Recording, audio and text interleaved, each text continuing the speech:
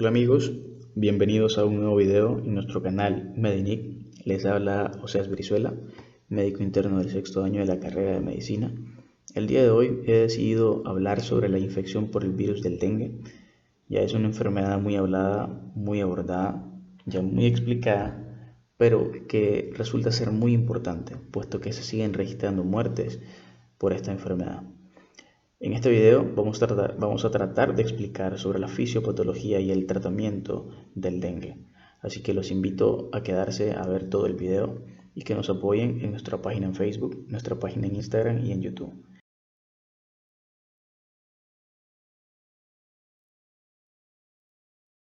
Y en este video, como en la mayoría de los otros, vamos a estar hablando de la definición de dengue, la epidemiología, la fisiopatología. Trataremos de enfocarnos lo más que se pueda en la fisiopatología, las fases del dengue, cómo se clasifica de forma clínica, cuáles son los factores de riesgo, diagnóstico y finalmente el tratamiento del dengue.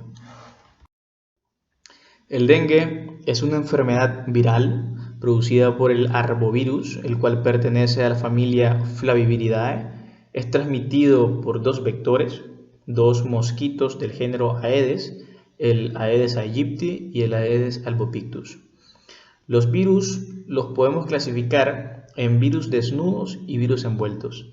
En este caso, el dengue es un virus envuelto, el cual está conformado por una cápsula, por una membrana, las cuales están diseñadas para proteger el material genético de este virus. Los virus también los podemos clasificar en virus de ARN y de ADN. En este caso, el virus del dengue es un virus de ARN. Si podemos ver en la imagen, estas son las partes fundamentales del virus, como son las proteínas estructurales. O sea, no son todas las proteínas porque hay proteínas estructurales y proteínas no estructurales. Las que aparecen acá en la imagen son proteínas estructurales. Entonces, vamos a iniciar hablando de la proteína C o la proteína de la capside. Como su nombre lo dice, está diseñada para formar la cápsula que protege el material genético del virus. Luego tenemos la proteína M. Esta proteína se encarga de plegar la proteína E y también de conformar la membrana del virus, conformar la membrana lipídica del virus. Y por último, tenemos la proteína E, que la proteína E es la que se encarga de determinar el tipo o el serotipo del dengue. Determinar si va a ser un dengue tipo 1, tipo 2, tipo 3 o tipo 4. Entre cada serotipo hay una similitud entre el 60 y el 70%, pero no son del todo similares. Y esa diferencia es la que determina qué tipo de dengue es. Se dice que el más común es el tipo 2, el que más infecciones se registra y también el que más muertes registra. La proteína E también ayuda al virus a unirse a receptores específicos de las células de nuestro cuerpo para de esa forma poder infectar o poder introducirse al interior de las células y poder replicarse. Esto lo vamos a explicar un poquito mejor en la fisiopatología de esta enfermedad. Vamos a hablar un poco sobre la epidemiología del dengue para saber cuál es la importancia y el por qué estamos hablando del dengue. Si bien sabemos, el dengue es una enfermedad ya muy antigua, por así decirlo, ya conocida desde hace mucho tiempo. Se dice que Benjamin Rush, el cual fue un médico y también fue el primer profesor de química en Estados Unidos, habló sobre el dengue. Fue el que describió a esta enfermedad como la fiebre rompehuesos, y eso fue más o menos en 1978. Un reporte de la Organización Panamericana de la Salud dice de que la primera infección por dengue se pudo haber dado en 1635. Por lo que en esas fechas, más o menos en 1781, se dio la primera epidemia y se produjo de manera simultánea en Asia, África y América del Norte. Entonces, ya hace muchos años que se habla del dengue. Esta enfermedad fue definida como tal en 1779 y se dice que existen enciclopedias médicas de China que son aún más antiguas. Entonces, es una enfermedad ya muy conocida, ya muy estudiada, pero se siguen reportando muertes. Entonces, esta enfermedad es un problema de salud mundial Se estima que más o menos 3 millones de personas viven en zonas donde hay riesgo de contraer dengue y que aproximadamente se dan 390 millones de infecciones, de las cuales 96 millones de ellas son sintomáticas. Y ustedes dirán, ¿por qué 390 millones de infecciones y solamente 96 son sintomáticas? Más adelante les voy a explicar que hay un grupo de personas que suelen ser asintomáticas. El punto es que de estas infecciones se registran 20.000 muertes por año. Esto es muy importante y es por eso que vamos a hablar de dengue el día de hoy. En Nicaragua, en el año 2016 se registraron 6.624 casos confirmados y 15 fallecidos. Y en el año 2017 se reportaron 2.508 casos confirmados y 2 fallecidos. Es por eso que es un tema de importancia y vamos a abordar el dengue el día de hoy. Y ahora sí vamos a hablar del ciclo viral y de la fisiopatología de la infección por dengue. Para que se dé esta enfermedad, y todo inicia con una picadura, la picadura del mosquito Aedes aegypti, el cual es el vector del virus del dengue. Una vez que el mosquito adquiere sangre o toma sangre, también deposita el virus del dengue. Y se va a dar un acercamiento del serotipo del dengue a las diferentes células de nuestro cuerpo, pero el primer grupo celular que tiene contacto con el dengue son células presentadoras de antígeno que se encuentran en nuestra piel, como son las células dendríticas. También hay una afectación de macrófagos, de monocitos, de queratinocitos, de linfocitos CD4 y CD8, y la afección de los linfocitos CD4 y CD8 es lo que nos va a explicar de que por qué existe un grupo selectivo de personas o de pacientes que suelen ser asintomáticos o van a presentar la forma leve del dengue. Y es que en la infección por el VIH, este virus del VIH es selectivo para linfocitos CD4 y CD8, y en esta enfermedad se va a ver una disminución masiva de CD4 y CD8. Entonces, al disminuir los linfocitos CD4 y CD8, cuando se acerca o cuando entra el virus del dengue, no hay células a cual infectar y no existen células en las cuales replicarse. Van a ver más adelante, dentro de la fisiopatología de esta enfermedad, que el virus del dengue necesita replicarse para provocar una mayor enfermedad o la forma grave de la enfermedad. Y entre menos células tenga donde replicarse, menor va a ser la afectación. Entonces, si hay disminución de los linfocitos CD4 y CD8, la enfermedad o se va a manifestar de forma leve o va a ser asintomática. También se ha visto que afecta el endotelio, y es por eso que en esta enfermedad se va a ver, o ya se sabe desde hace mucho tiempo y se ha estudiado de que la mayor afectación es la lesión endotelial y con ello la fuga capilar, porque las complicaciones se dan meramente por esto, por la fuga capilar. También ya hay reportes y estudios que indican que también puede haber afectación de las neuronas y de las plaquetas. En esta enfermedad se da una plaquetopenia, una disminución de las plaquetas, pero no es necesariamente por la afectación de las plaquetas, porque sí, ya hay estudios que nos explican que también se afectan las plaquetas, pero no se da meramente por destrucción de las plaquetas la disminución de ellas, sino por otra condición que ya les vamos a explicar más adelante.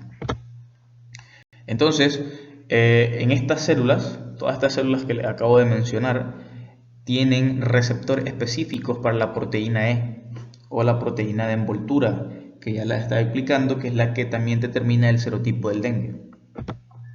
Entonces, las proteínas que se encuentran en la pared celular de estas células y los proteoglucanos tienen receptores, conforman receptores específicos, como el receptor LAMR1, el cual interactúa de forma específica a la proteína E, y se piensa que gracias a este receptor es que se da la endocitosis del virus dentro de las células. Entonces, una vez que se da la endocitosis, una vez que el virus ya está dentro de nuestra célula, va a comenzar a desencadenarse las manifestaciones fisiopatológicas o los mecanismos que este virus necesita para poder replicarse y poder adquirir una gran cantidad de virus potenciales para infectar nuevas células. Una vez que se da la endocitosis, se forma lo que es la vesícula endocítica. La vesícula endocítica se forma porque la membrana plasmática de la célula infectada, vamos a decir que en este caso es la célula dendrítica, la membrana plasmática de esta lo que hace es envolver el virus. Esa porción de la membrana plasmática se introduce en dirección al citoplasma y se desprende, formando lo que es el endosoma.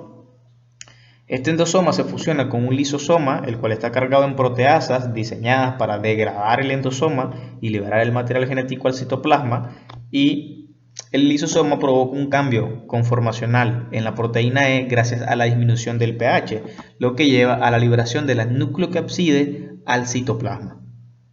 Todo esto es parte del plan, por así decirlo, del virus, porque lo que necesita es de que su material genético sea liberado al citoplasma para poder replicarse.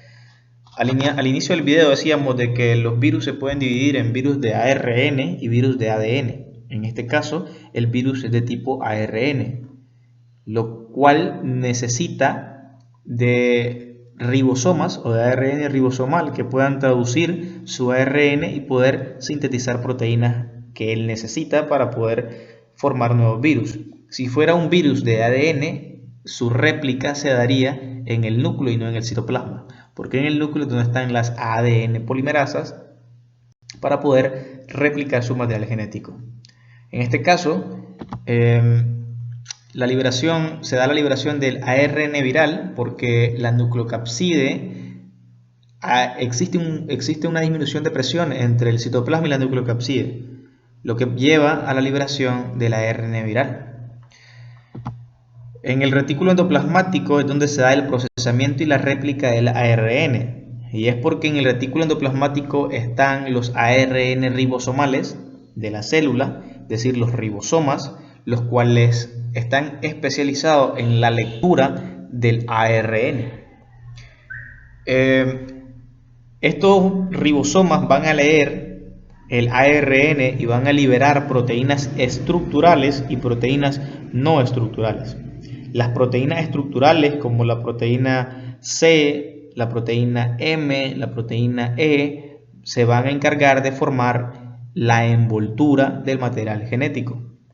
Y las proteínas no estructurales, como la proteína NS1, la proteína NS2A, la proteína NS2B, la NS3, NS4, NS5, todas estas son proteínas no estructurales, se encargan de replicar el material genético como tal, de formar copias de ARN. Una vez de que se tienen las proteínas estructurales que forman, decíamos, la envoltura del material genético, y se tiene material genético ya replicado gracias a las proteínas no estructurales, lo que se necesita es empaquetar todo esto, y ese empaquetamiento se da en el gran empaquetador llamado aparato de Golgi.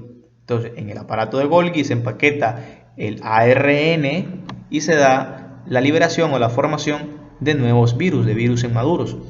Estos virus pasan por un proceso de maduración viral.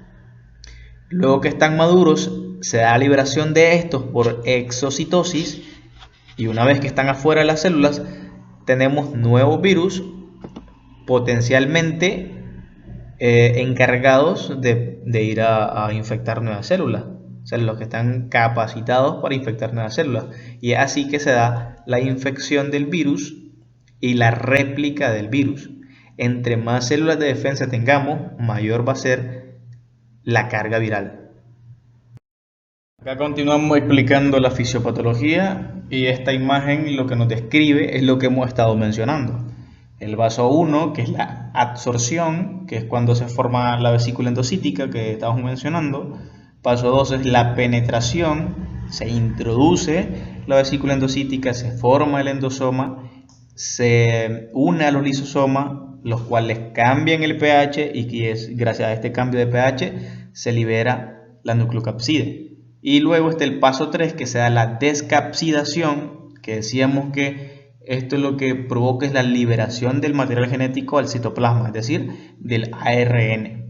Luego tenemos el punto número 4, que es la síntesis, gracias a la transcripción, traducción y replicación. ¿Por qué? Porque tenemos ARN de transcripción, ARN ribosomal y ARN mensajero.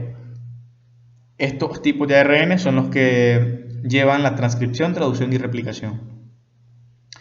El ARN de transcripción, gracias a este ARN de transcripción se lee el material genético de 3 en 3 de tripletas, y cada tripleta da la síntesis de un aminoácido, y este aminoácido, grandes cadenas de aminoácidos, van a formar proteínas específicas como proteínas estructurales y no estructurales. Una vez que tenemos tanto proteínas estructurales como no estructurales, y las proteínas estructurales decíamos que son las que se encargan de leer y de replicar el ARN como tal, lo que se necesitaba era el empaquetamiento. Entonces ahí está el paso número 5, que es el ensamblaje, que es lo que yo estaba diciendo, como empaquetar el ARN, y luego se da la liberación del virus como tal. Todo esto es lo mismo que mencioné en la diapositiva anterior, de una forma un poquito más gráfica para que puedan entenderlo mejor. Igual cualquier duda, cualquier pregunta lo dejan en los comentarios y vamos a tratar de explicarlas de una forma más clara. Las fábricas de proteínas en el citoplasma son llamados ribosomas, y estos están vinculados al ARN mensajero. El ribosoma lee el código en el ARN mensajero para producir una cadena formada por aminoácidos. Hay 20 tipos de aminoácidos diferentes. Las moléculas de ARN de transferencia llevan aminoácidos al ribosoma. El ARN mensajero es leído de 3 en 3, y a medida que se lee cada triplete, un ARN de transferencia entrega el aminoácido correspondiente. Esto es agregado a una cadena creciente de aminoácidos.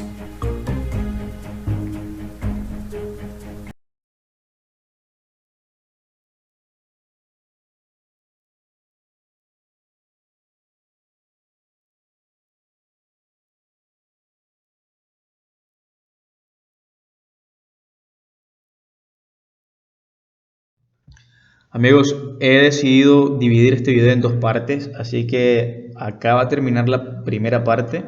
El video se está haciendo un poco largo y entre más largo sea, más cansado se vuelve. Así que aquí vamos a terminar con la primera parte. Hemos explicado la definición, la epidemiología y la fisiopatología. Faltan un poquito sobre los aspectos de la fisiopatología, pero yo creo que casi terminamos con la explicación de la fisiopatología. Yo siempre he dicho que si entendemos la fisiopatología vamos a entender qué hacer con el paciente, cómo tratar al paciente. Entonces, en el próximo video vamos a hablar meramente de las fases del dengue, la clasificación clínica del dengue, los factores de riesgo para mal pronóstico de dengue, factores de riesgo para mal pronóstico de dengue, el diagnóstico del dengue y finalizaremos con el tratamiento del dengue. Así que espero que les haya gustado esta primera parte. Cualquier duda déjenlo en sus comentarios y pues los espero en la segunda parte de la explicación de la infección por dengue.